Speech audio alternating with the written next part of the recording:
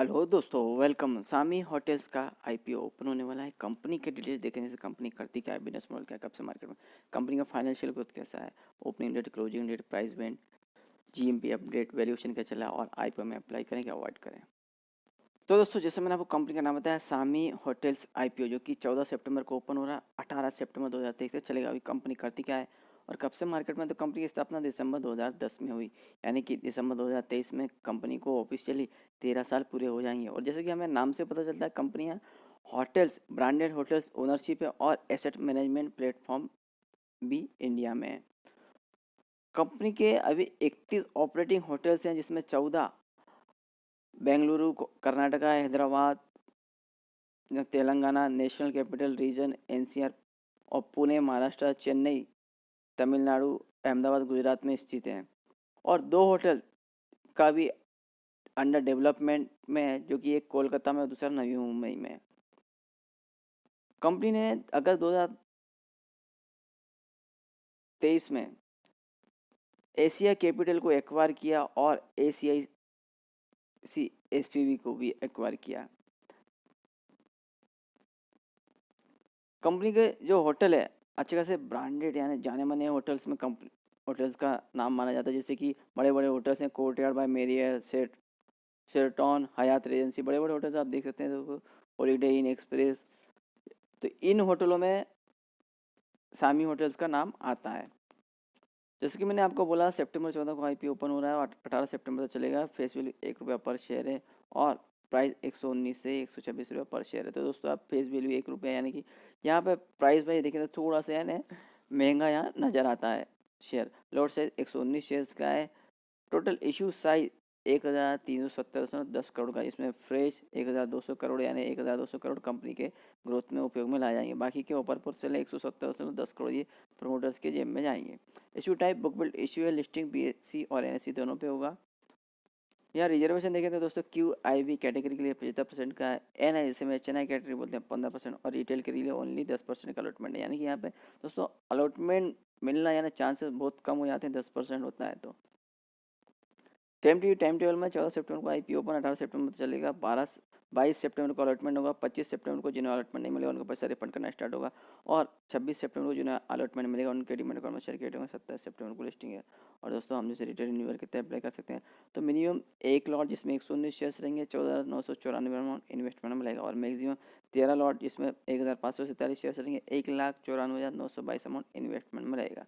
और small H N I category में 14 lot इसमें 1,666 शेयर्स रहेंगे, 2,09,916 अमाउंट इन्वेस्टमेंट में मिलेगा। और small H N I category में मैक्सिमम 66 लॉट जिसमें 7,854 शेयर्स रहेंगे, 9,89,604 अमाउंट इन्वेस्टमेंट में मिलेगा। और बिग एच एन आई में 67 लॉट जिसमें 7,973 शेयर्स रहेंगे, 10,04,598 अमाउंट इन्वेस्टमेंट में लगेगा। तो दोस्तों, अभी कंपनी का फाइनेंशियल ग्रोथ देखते हैं कैसा है। और यहाँ जो अमाउंट है, फिगर है, मार्च 21, मार्च 23, 3 साल की फिगर है, फिगर करोड़ में है। यह एसेट कंपनी के 2,488 करोड़ मार्च 21 में, जो कि मार्च 22 में यहाँ पे थोड़ा कम देखने में 2,386, और मार्च 23 में और कम देखने में 2,263। तो यहाँ पे कंपनी की एसेट ईयर बेस पे थोड़ा कम होती हुई नजर आई है। वहीं पर रेवेन्यू ग्रोथ देखें तो मार्च 21 में 179 करोड़ का, जो कि मार्च 22 में बढ़ के 333 करोड़, और मार्च 23 में 761 करोड़। तो यहाँ पे रेवेन्यू ग्रोथ तो अच्छा शानदार देखने को मिला है ईयर ऑन ईयर बेसिस पे। पर दोस्तों, यहाँ पे प्रॉफिट देखें तो यहाँ पे प्रॉफिट 477.73 करोड़, ये प्रॉफिट नहीं है दोस्तों, लॉस है, क्योंकि यहाँ माइनस में है। तो इतना ज़्यादा कंपनी को लॉस देखने को मिला, जितना रेवेन्यू भी नहीं है उतने से ज़्यादा तो लॉस हुआ। वहीं मार्च 22 में भी देखें तो 443 करोड़ का लॉस है, और मार्च 23 में देखें तो थोड़ा सा यहाँ पे लॉस कम देखने को मिला है। यहाँ रेवेन्यू अप ट्रेंड में है, तो 338 करोड़ का यहाँ पे लॉस आया है मार्च 23 में। तो ओवरऑल देखें, यहाँ कंपनी के सभी पिछले सालों में लॉस देखने को मिला। हो सकता है कि कोरोना इम्पैक्ट पूरी तरह से ख़त्म नहीं हुआ, तो उसकी वजह से भी कंपनी को यहाँ पे लॉस हो रहा है। नेटवर्थ देखें तो नेटवर्थ भी यहाँ माइनस में देख सकते हैं एवरी ईयर, और नेटवर्थ यहाँ 871 का मार्च 23 में माइनस में है, 871 करोड़ का। वहीं रिजर्व सरप्लस भी 816 करोड़ के मार्च 23 में माइनस में, और कंपनी पे कर्ज देखें तो दोस्तों 2,787 करोड़ का कर्ज है। तो ओवरऑल देखें, कंपनी के फाइनेंशियल एकदम वीक है, और यहाँ ऐसा लग भी नहीं रहा कि आगे कुछ इतना कुछ बढ़ोतरी देखने को मिलेगी। पर हालांकि यहाँ रेवेन्यू ग्रोथ अप ट्रेंड में गया, और कंपनी का कर्ज जो प्रॉफिट है थोड़ा सा यहाँ पे सुधार देखने को मिला है पिछले साल के मुकाबले। तो हो सकता है आगे चल के रेवेन्यू ग्रोथ और बढ़े और प्रॉफिट यहाँ पे लॉस में है कंपनी तो प्रॉफिट में आ जाए। तो यहाँ पे दोस्तों आईपीओ लाने का रीज़न तो कंपनी का बोलना है रीपेमेंट प्रीपेमेंट, जो कि कंपनी पे कर्ज है 2000 के ऊपर है, वो कंपनी कर्ज चुकाना चाहती है तो पूरा कर्ज तो चुकेगा नहीं, क्योंकि 1200 करोड़ ही लगभग कंपनी के जो फ्रेश इशू में आने वाले हैं। तो यहाँ जितना हो सके उतना कंपनी कर्ज चुकाना चाहेगी। और जनरल कॉर्पोरेट पर्पस, तो ये पर्पस अच्छा है कि यहाँ पे कंपनी का कर्ज चुकने पे कंपनी का जो इंटरेस्ट कॉस्ट है वो कम होगा और प्रॉफिट में यहाँ पे बढ़ोतरी देखने को मिल सकती है।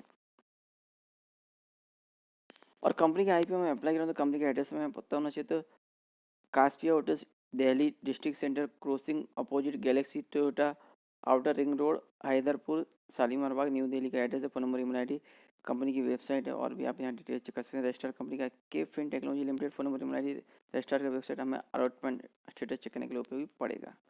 वैल्यूएशन मार्जिन देखें तो फाइनेंशियल 2023 के मुताबिक ईपीए माइनस में 43.93, पी रेशो नॉट एप्लीकेबल, क्योंकि यहाँ पे दोस्तों कंपनी का सब लॉस में है तो पी रेशो भी हम यहाँ पे बोल नहीं सकते हैं। और रिटर्न नेटवर्थ भी यहाँ पे माइनस में तो एन ही आएगा।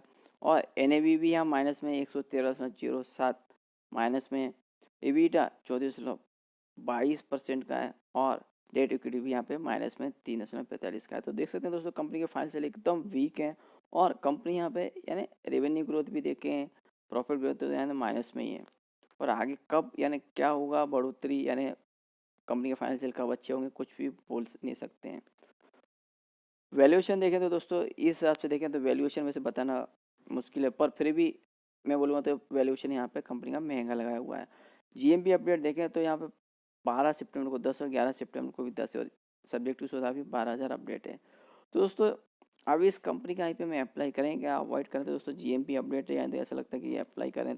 पर दोस्तों आप देख रहे हैं कंपनी के फाइनेंशियल एकदम वीक हैं और यहाँ पे दोस्तों रिटेल कैटेगरी के लिए अलॉटमेंट बहुत कम है, तो इस वजह से भी जीएमपी यहाँ अपडेट हुआ है। और पर दोस्तों इस आईपीओ में अप्लाई करना यानी बहुत बहुत रिस्क है और लॉन्ग टर्म व्यू से तो मैं बिल्कुल भी मना करूँगा, आप इस आईपीओ से दूर ही रहें, क्योंकि यहाँ कंपनी के जो फाइनेंशियल एकदम वीक है और आगे के फ्यूचर में भी कुछ आगे ग्रोथ है, फिलहाल तो ऐसा दिख नहीं रहा है। जब आगे चले कुछ अच्छे फाइनेंशियल देखने को मिले तब जाके इसमें थोड़ा बहुत क्वान्टिटी हम इन्वेस्टमेंट कर सकते हैं, पर फिलहाल इसमें न तो हम लिस्टिंग गेन के लिए ना तो लॉन्ग टर्म व्यू से इसमें अप्लाई करेंगे, हम इसे अवॉइड करेंगे। तो दोस्तों और भी आईपीओ आ रहे हैं और भी अपडेट आते रहेंगे। अपडेट्स के लिए प्लीज शेयर और सब्सक्राइब।